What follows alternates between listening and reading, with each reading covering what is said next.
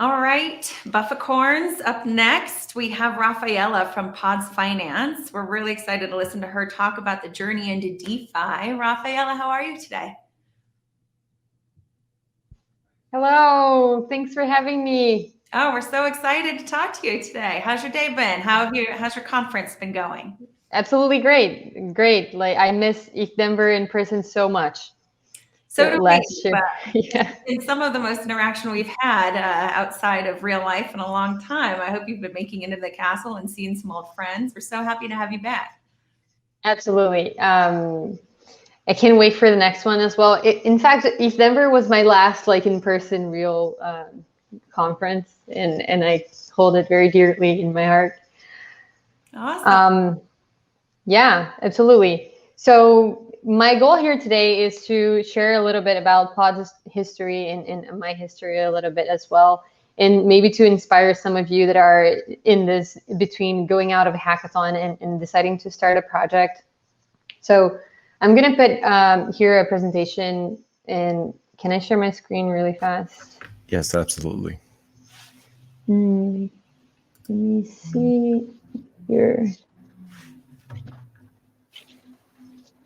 So Pods is creating what we're calling the easiest way to hedge your crypto.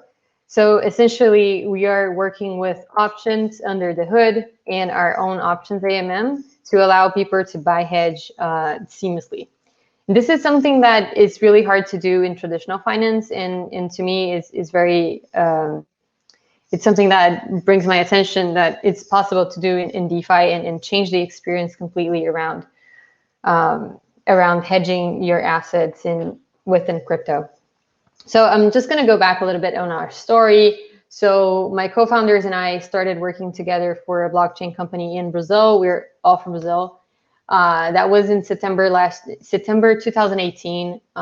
This company decided to shift to DeFi very early in very early days of DeFi.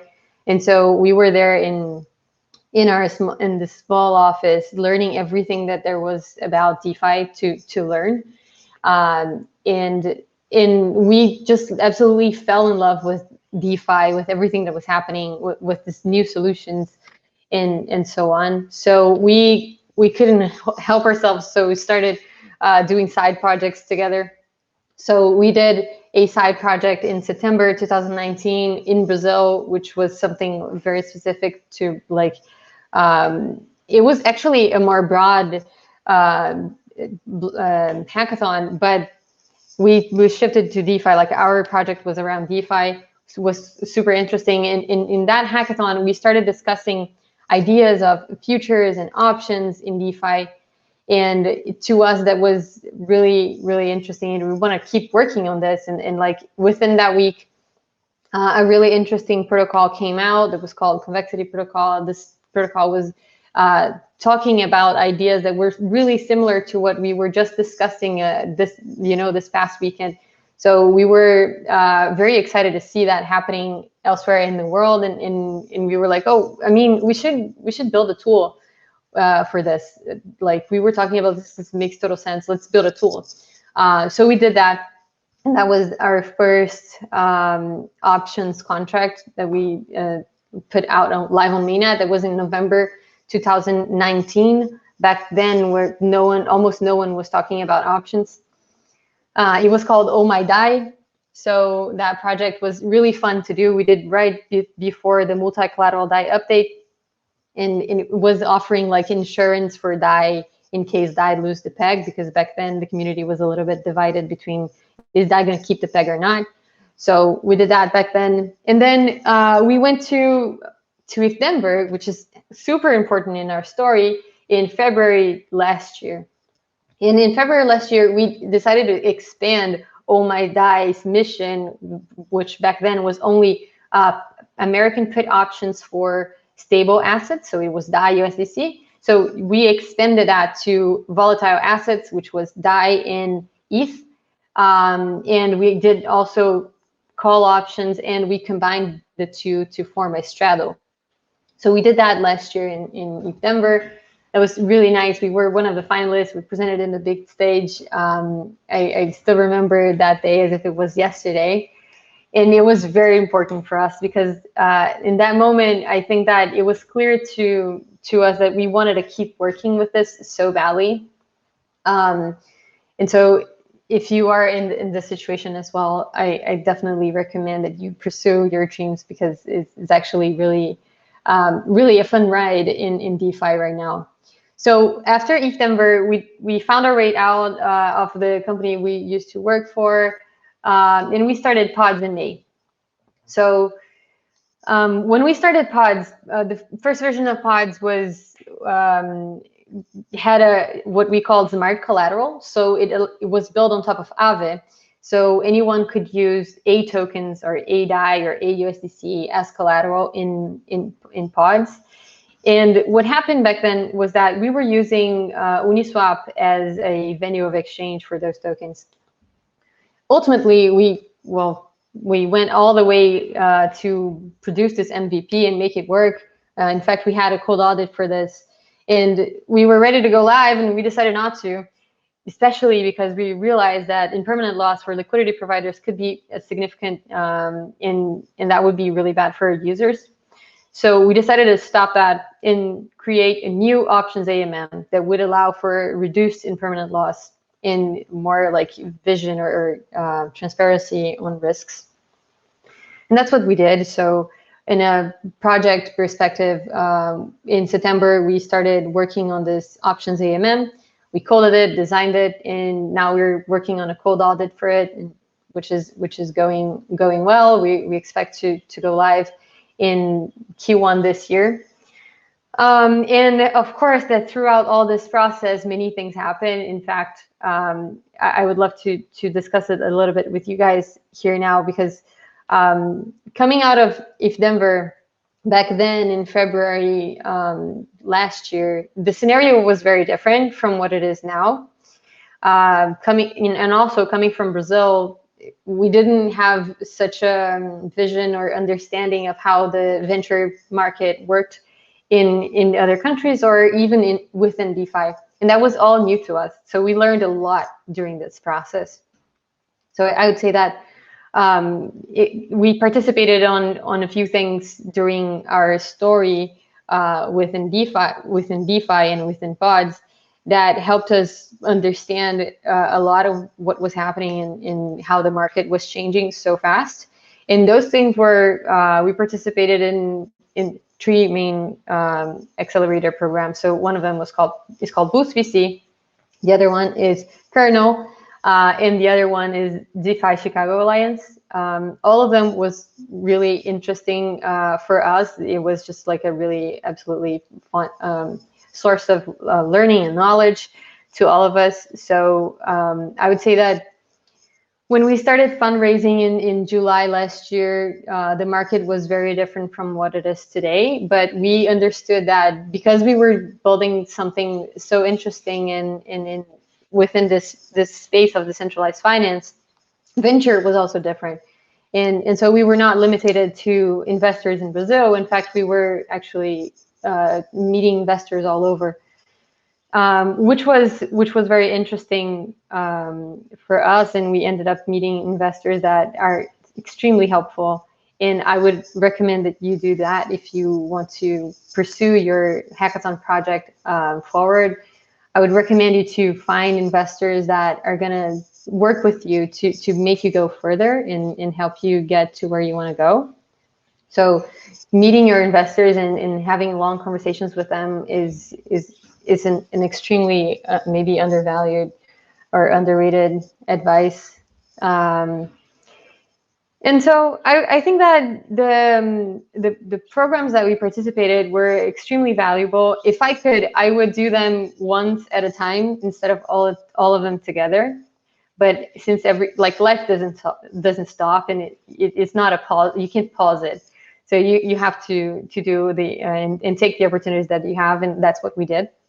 So we took our opportunities and we learned with them. So at DeFi Chicago Alliance, we met market makers. We understood how other projects were approaching liquidity, and it was extremely valuable, all of those conversations. At Kernel, we met the community. We started looking at how the community gets together and learn differently. And I love how this is all questioned and like proposed a new way of doing so within kernel. And I highly recommend everyone to participate, especially if you're in crypto and DeFi.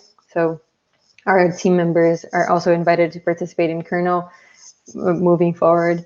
So I think that it's really interesting to see how the crypto community and the DeFi community is building around those learning centers as well. And I think that this is extremely valuable. Please let me know if I'm passing in my time. Nope, my time you're good. here. You got about 5 minutes. Okay, great.